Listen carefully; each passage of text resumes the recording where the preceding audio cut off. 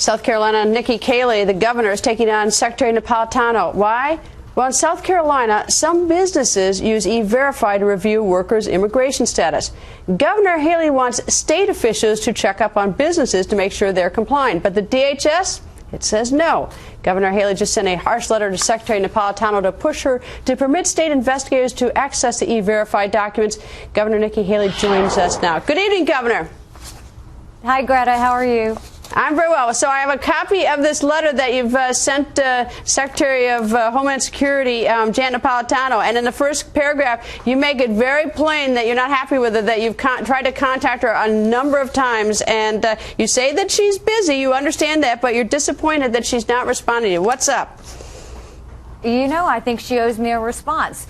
We were basically, my labor secretary was told the end of April that we could not enforce our illegal immigration laws. And at that point, we got on the phone with Secretary Napolitano's office. We had repeatedly made phone calls, and the Obama administration did not respond. And so I sent a letter and went public on Friday and said, look, we have illegal immigration laws for a reason. South Carolina takes illegal immigration very seriously. Let us enforce our laws. We need to be able to use this E-Verify system, and I need the federal government to get out of the way. They have gotten in the way when it comes to health care in South Carolina. They have gotten in the way when it comes to unions and which companies can create jobs in South Carolina. And now they're getting in the way with the fact that I'm trying to govern a state, enforce illegal immigration, and they're keeping me from doing it. It's got to stop, and we're calling them out on it.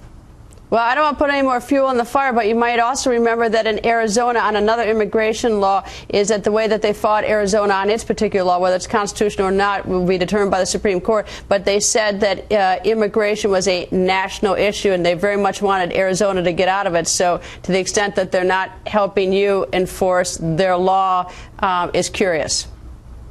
Well, you know, you're looking at President Obama saying that he's taking illegal immigration seriously. But then on the other hand, it's his administration that's stopping us from enforcing it. And saying one thing and doing another is the problem we've had with this administration from the very beginning. I'm trying to govern a state. I'm trying to manage my state and lead it in a way that's in a positive direction. And he continues to stop at every step of the way when it comes to good policy.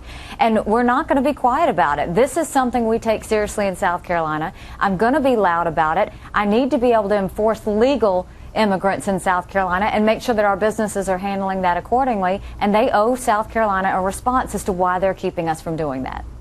All right, besides the issue of whether it's against the law or not, why does it make a difference to you as governor if there are if there are illegal workers in the state? What's the real impact on South Carolina now?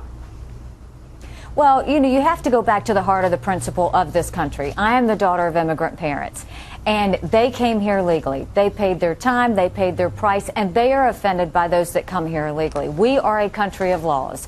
When we give up being a country of laws, we're giving up everything this country is founded on. We have got to make sure that people come here properly. We've got to make sure that our businesses are hiring citizens or making sure that they have work visas. We cannot allow any illegal immigrants in our state or in our country, and we have to really stand behind what we say. We can't just talk about it. We actually have to enforce it. And that's what my labor secretary is trying to do. That's what my administration has required her to do, and that's what President Obama is stopping.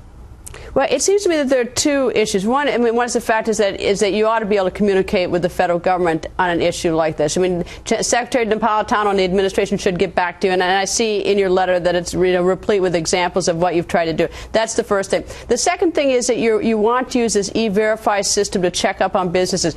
Do you not have other means to do that?